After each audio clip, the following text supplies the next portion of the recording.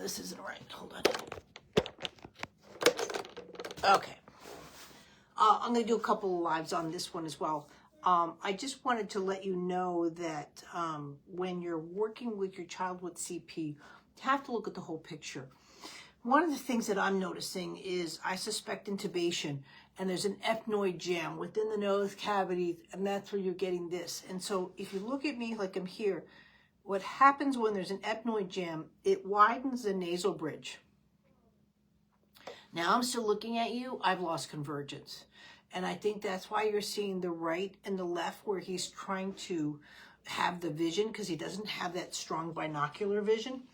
So it's very common to people to see that head tilt away on vision and assume it's CVI. But in this case, I think it's really due to the cerebral palsies and what happened during the hospitalizations, either the cannulation and the tegaderm, but that's where you get that backward tilt, like the tubing's almost still in there. So I have really good cranial courses where I'd go, but right now I can't overwhelm you with something like that.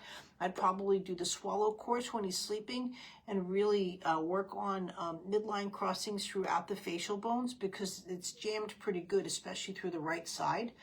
And that's where you're getting the non-binocular vision. I don't think that the vision report has been done properly. You need a retinoscopy done to check on that, and that's where you're going with that. You still can have CVI, but CVI can be due to environmental complexities, structure of the eyes, and then neurological.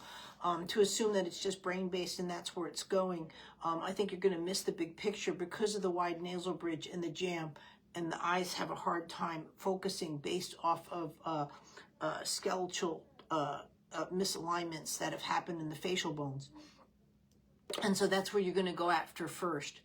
I did do up the hips. I have to do a review on that as well, especially with the pelvic, the tilt, because if you look at the iliacs, they're off and they're tilted off of that, and that's where you're getting that going into the. And my other question is, before I do the next live, does he have really large AFOs that make his shoes much longer because of the toe lip? Because I really find that the size of his shoes are misproportioned into his gait. And I'm wondering if just the drag of just the size of the AFOs is causing that, or that's just he's got big feet.